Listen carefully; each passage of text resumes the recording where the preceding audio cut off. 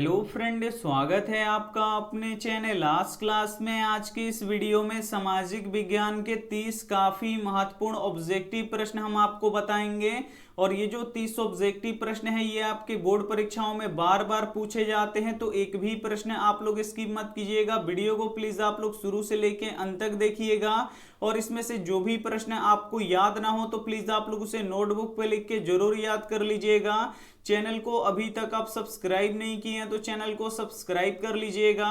और सब्सक्राइब करने के बाद एक बेल आइकन आता है तो बेल आइकन को दबा के ऑल पे कर लीजिएगा, ताकि जब भी लाइव क्लास हो तो आपके पास नोटिफिकेशन पहुंचता रहे। तो आइए शुरू करते हैं पहले नंबर प्रश्न से।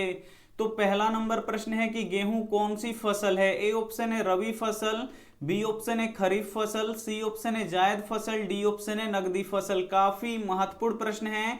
यहाँ पे आपको बताना है कि गेहूं कौन सी फसल है। तो गेहूं रबी फसल है, इसे आपको याद रखना है। काफी महत्वपूर्ण प्रश्न है। यहाँ पे ए ऑप्शन बिल्कुल ही सही हो जाएगा। एक प्रश्न ये भी पूछा जाता है कि चावल कौन सी फसल है, तो चावल खरीफ फसल है, तो इसे भी साथ में आपको याद रखना है। आइए देखते हैं अगला प्रश्न।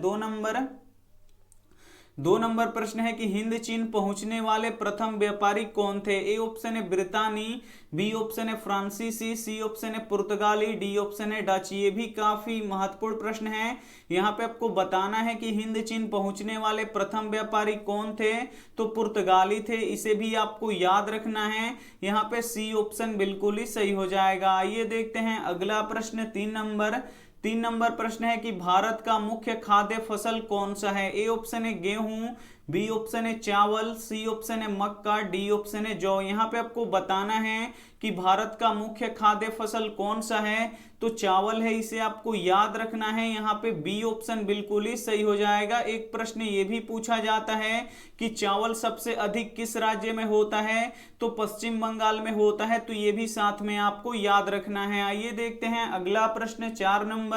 चार नंबर प्रश्न है कि अंकोर वाट का मंदिर कहाँ स्थित है। ए ऑप्शन है वियतनाम में, बी ऑप्शन है थाईलैंड में, सी ऑप्शन है लाओस में, डी ऑप्शन है कंबोडिया में। 4 नंबर प्रश्न काफी महत्वपूर्ण है आपके बोर्ड परीक्षा के लिए कि अंकोर वाट का मंदिर कहाँ स्थित है, तो अंकोर वाट का मंदिर कंबोडिया में स्थित है, इसे आपको याद रखना है। काफी महत्वपूर्ण प्रश्न है। यहाँ पे डी ऑप्शन बिल्कुल ही सही हो जाएगा। एक प्रश्न ये भी पूछा जाता है कि अंकोर वाट का मंदिर का निर्माण किसने करवाया था, तो सूर्यवर्मन द्वितीय ने करवाया था, इसे आपको याद रखना है। और अंकोर वाट के मंदिर में किस देवता का पूजा होता है, तो भगवान विष्णु का पूजा होता है, तो ये भी साथ में आपको याद रखना है। आइए देखते हैं अगला प्रश्न।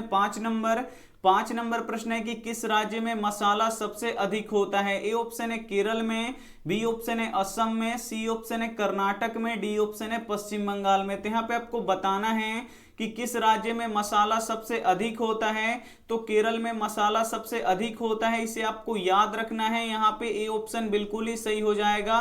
एक प्रश्न ये भी पूछा जाता है कि किस राज्य में नारियल सबसे अधिक होता है, तो नारियल केरल में सबसे अधिक होता है, तो इसे भी साथ में आपको याद रखना है। काफी महत्वपूर्ण 30 ऑब्जेक्टिव प्रश्न है जो आपके बोर्ड परीक्षाओं में बार बार पूछे जाते हैं, तो एक भी प्रश्न आप लोग स्किप मत कीजिएगा। वीडियो को प्लीज आप लोग शुरू से लेके अंत तक देखिएगा। और इस 30 ऑब्जेक्टिव प्रश्न में से जो भी प्रश्न आपको याद ना हो तो प्लीज आप लोग उसे नोटबुक पे लिख के जरूर याद कर लीजिएगा। और वीडियो को लाइक नहीं किए हैं तो प्लीज आप लोग वीडियो को लाइक भी कर दीजिएगा। आइए देखते हैं अगला प्रश्न। 6 नंबर प्रश्न है कि हिंद चीन में कौन सा देश नहीं आता था। काफी महत्वपूर्ण प्रश्न है ये 6 नंबर। यहाँ पे आपको बताना है कि हिंद चीन में कौन सा देश नहीं आता था। ए ऑप्शन है कंबोडिया, बी ऑप्शन है लाओस, सी ऑप्शन है वियतनाम, डी ऑप्शन है चीन। यहाँ पे आपको बताना है कि जो हिंद चीन क्षेत्र था उसमें कौन सा देश नहीं आता था, तो चीन नहीं आता था, इसे आपको याद रखना है। यहाँ पे डी ऑप्शन बिल्कुल ही सही हो जाएगा। हिंद चीन क्षेत्र में कौन कौन से देश आते थे, तो कंबोडिया आता था, लाओस आता था और वियतनाम आता था, इसे आपको याद रखना है। लेकिन हिंदुस्तान और चाइना यानी चीन नहीं आता था, तो ये भी साथ में आपको याद रखना है। आइए देखते हैं अगला प्रश्न। सात नंबर प्रश्न है कि दाल किस पौष्टिक अंश का स्रोत है? ए ऑप्शन है प्रोटीन का, बी ऑप्शन है वसा का, सी ऑप्शन है कार्बोहाइड्रेट का, डी ऑप्शन है विटामिन का। 7 नंबर भी प्रश्न काफी महत्वपूर्ण है। यहाँ पे आपको बताना है कि दाल किस पौष्टिक अंश का स्रोत है। तो दाल में प्रोटीन होता है, इसे आपको याद रखना है। यहाँ पे ए ऑप्शन बिल्कुल ही सही हो जाएगा। और दाल किस राज्य में सबसे अधिक होता है? तो मध्य प्रदेश में सबसे अधिक होता है, तो ये भी साथ में आपको याद रखना है। आइए देखते हैं अगला प्रश्न 8 नंबर प्रश्न है कि जनेवा समझौता में किस देश को दो भागों में बांटा गया? ए ऑप्शन है चीन को, बी ऑप्शन है जापान को, सी ऑप्शन है वियतनाम को, डी ऑप्शन है भारत को। 8 नंबर भी प्रश्न काफी महत्वपूर्ण है। यहाँ पे आपको बताना है कि जनेवा समझौता में किस देश को दो भागों में बांटा गया? तो वियतनाम को दो भागों में बांटा गया, इसे आपको याद रखना है। यहाँ पे सी ऑप्शन बिल्कुल ही सही हो जाएगा। और जनेवा समझौता कब हुआ था? तो 1954 में हुआ था, तो ये भी साथ में आपको याद रखना है। आइए देखते हैं अगला प्रश्न 9 नंबर प्रश्न है कि कपास सबसे अधिक किस राज्य में होता है? ए ऑप्शन है गुजरात में, बी ऑप्शन है बिहार में, सी ऑप्शन है उत्तर प्रदेश में, डी ऑप्शन है दिल्ली में। 9 नंबर भी प्रश्न काफी महत्वपूर्ण है। यहाँ पे आपको बताना है कि कपास सबसे अधिक किस राज्य में होता है? तो गुजरात में होता है, इसे आपको याद रखना है। यहाँ पे ए ऑप्शन बिल्कुल ही सही हो जाएगा। एक प्रश्न ये भी पूछा जाता है कि कपास किस मिट्टी पे सबसे अधिक होता है? तो काली मिट्टी पे कपास सबसे अधिक होता है, इसे आपको याद रखना है। और गुजरात में सबसे अधिक काली मिट्टी पाया जाता है, इसीलिए कपास गुजरात में सबसे अधिक होता है, तो यह भी साथ में आपको याद रखना है। आइए देखते हैं अगला प्रश्न 10 नंबर प्रश्न है कि तिनकठिया प्रणाली किन पर लागू की गई थी? ए ऑप्शन है उद्योगपतियों पर, बी ऑप्शन है व्यापारियों पर, सी ऑप्शन है श्रमिकों पर, डी ऑप्शन है किसानों पर। तो यहाँ पे आपको बताना है कि तिनकठिया प्रणाली किन पर लागू की गई थी? तो किसानों पर लागू की गई थी, इसे आपको याद रखना है। यहाँ पे डी ऑप्शन बिल्कुल ही सही हो जाएगा। आइए देखते हैं अगला प्रश्न 11 नंबर प्रश्न है कि उजला सोना किसे कहा जाता है? ए ऑप्शन है कपास को, बी ऑप्शन है रेशम को, सी ऑप्शन है जूट को, डी ऑप्शन है गन्ना को। यहाँ पे आपको बताना है कि उजला सोना किसे कहा जाता है? तो उजला सोना कपास को कहा जाता है, इसे आपको याद रखना है। काफी महत्वपूर्ण प्रश्न है ये आपके बोर्ड परीक्षा के लिए। यहाँ पे ए ऑप्शन बिल्कुल ही सही हो जाएगा। एक प्रश्न ये भी पूछा जाता है कि सुनहरा रेशा किसे कहा जाता है? तो सुनहरा रेशा जूट को कहा जाता है, तो इसे भी साथ में आपको याद रखना है। आइए देखते हैं अगला प्रश्न 12 नंबर प्रश्न है कि फॉरवर्ड ब्लॉक की स्थापना किसने किया था? ए ऑप्शन है राम मनोहर लोहिया ने, बी ऑप्शन है सुभाष चंद्र बोस ने, सी ऑप्शन है लाला लाजपत राय ने, डी ऑप्शन है नरेंद्र देव ने। तो यहाँ पे आपको बताना है कि फॉरवर्ड ब्लॉक की स्थापना किसने किया था? तो सुभाष चंद्र बोस जी ने किया था, इसे आपको याद रखना है। काफी महत्वपूर्ण प्रश्न है ये आपके बोर्ड परीक्षा के लिए। यहाँ पे बी ऑप्शन बिल्कुल ही सही हो जाएगा। ये देखते हैं अगला प्रश्न 13 नंबर प्रश्न है कि ऑपरेशन फ्लड का संबंध किससे है? ए ऑप्शन है कपास से, बी ऑप्शन है दूध से, सी ऑप्शन है चावल से, डी ऑप्शन है जूट से। ये भी काफी महत्वपूर्ण प्रश्न है। यहाँ पे आपको बताना है कि ऑपरेशन फ्लड का संबंध किससे है? तो दूध से है, इसे आपको याद रखना है। यहाँ पे बी ऑप्शन बिल्कुल ही सही हो जाएगा। एक प्रश्न ये भी पूछा जाता है कि श्वेत क्रांति किससे संबंधित है? तो जो श्वेत क्रांति है ये भी किससे संबंधित है? दूध से ही संबंधित है। तो ये दोनों ही प्रश्न बोर्ड परीक्षा में बार बार पूछा जाता है, तो दोनों को ही आपको याद रखना है। आइए देखते हैं अगला प्रश्न 14 नंबर प्रश्न है कि भारतीय राष्ट्रीय कांग्रेस के पहले अध्यक्ष कौन थे? ए ऑप्शन है व्योमेश चंद्र बनर्जी, बी ऑप्शन है एनी बेसेंट, सी ऑप्शन है बदरुद्दीन तैयबजी, डी ऑप्शन है महात्मा गांधी। तो यहाँ पे आपको बताना है कि भारतीय राष्ट्रीय कांग्रेस के पहले अध्यक्ष कौन थे?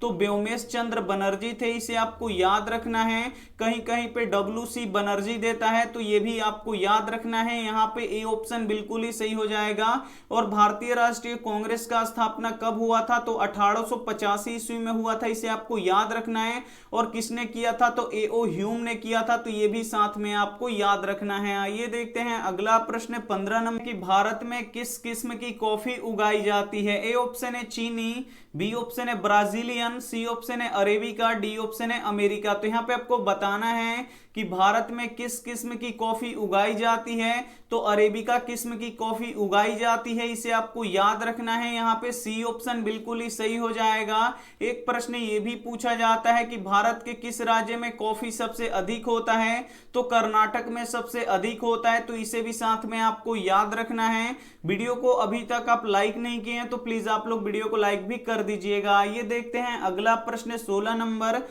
नंबर प्रश्न है कि मेटरनिक कौन था? ए ऑप्शन है रूस का जार, बी ऑप्शन है ऑस्ट्रिया का चांसलर, सी ऑप्शन है फ्रांस का सम्राट, डी ऑप्शन है प्रसा का चांसलर। तो यहाँ पे आपको बताना है कि मेटरनिक कौन था। तो मेटरनिक यहाँ पे देखिए ऑस्ट्रिया का चांसलर था, इसे आपको याद रखना है, काफी महत्वपूर्ण प्रश्न है।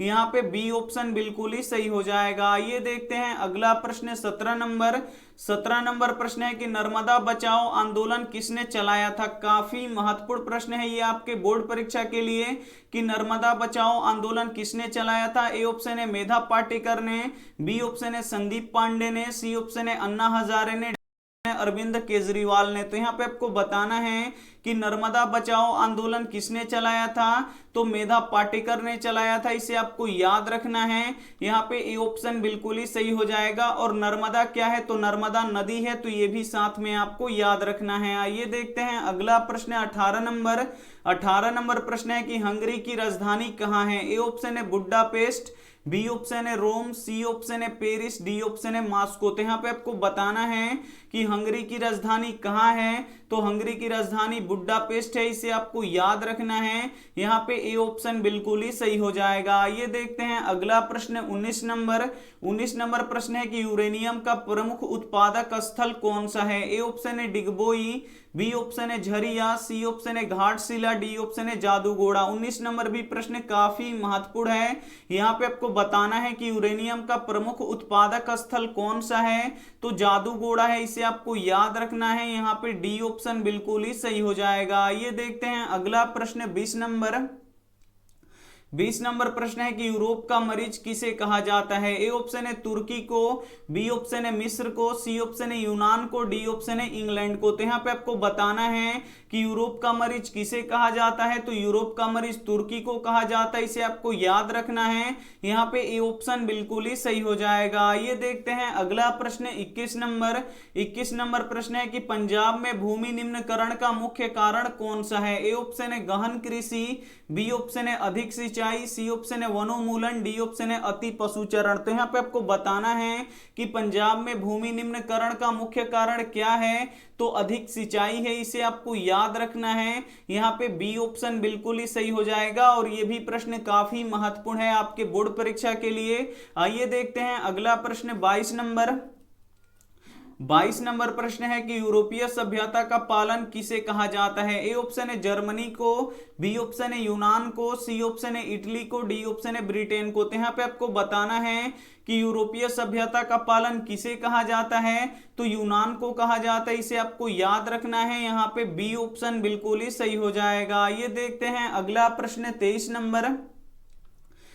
नंबर प्रश्न है कि भारत में किस मिट्टी का विस्तार सबसे अधिक है? ए ऑप्शन है काली मिट्टी का, बी ऑप्शन है जलोढ़ मिट्टी का, सी ऑप्शन है बलुई मिट्टी का, डी ऑप्शन है पर्वतीय मिट्टी का। तो यहाँ पे आपको बताना है कि भारत में किस मिट्टी का विस्तार सबसे अधिक है? तो जलोढ़ मिट्टी का विस्तार सबसे अधिक है, यानी जलोढ़ मिट्टी भारत में सबसे अधिक पाया जाता है, यानी यहाँ पे बी ऑप्शन बिल्कुल ही सही हो जाएगा। एक प्रश्न ये भी पूछा जाता है कि कौन सी मिट्टी सबसे अधिक उपजाऊ होती है? तो जो जलोढ़ मिट्टी होती है ये सबसे अधिक उपजाऊ होती है, तो ये भी साथ में आपको याद रखना है। आइए देखते हैं अगला प्रश्न 24 नंबर प्रश्न है कि सांप्रदायिक राजनीति किस पे आधारित होता है? ए ऑप्शन है धर्म पर, बी ऑप्शन है क्षेत्र पर, सी ऑप्शन है चरित्र पर, डी ऑप्शन है इनमें से कोई नहीं। तो यहाँ पे आपको बताना है कि सांप्रदायिक राजनीति किस पे आधारित होता है? तो सांप्रदायिक राजनीति हमेशा धर्म पर आधारित होता है, इसे आपको याद रखना है। यहाँ पे ए ऑप्शन बिल्कुल ही सही हो जाएगा। आइए देखते हैं अगला प्रश्न 25 25 नंबर प्रश्न है कि भारत के किस राज्य में कोयला का सबसे अधिक उत्पादन होता है? ए ऑप्शन है बिहार में, बी ऑप्शन है झारखंड में, सी ऑप्शन है उत्तर प्रदेश में, डी ऑप्शन है पश्चिम बंगाल में। ये भी काफी महत्वपूर्ण है आपके बोर्ड परीक्षा के लिए कि भारत के किस राज्य में कोयला का सबसे अधिक उत्पादन होता है। तो झारखंड में सबसे अधिक उत्पादन होता है, इसे आपको याद रखना है। यहाँ पे बी ऑप्शन बिल्कुल ही सही हो जाएगा। और एक प्रश्न ये भी पूछा जाता है कि कोयला कितने प्रकार के होते हैं? तो कोयले जो होते हैं वो 4 प्रकार के होते हैं। इसमें सबसे अच्छा कोयला कौन सा होता है? तो एंथ्रोसाइड होता है।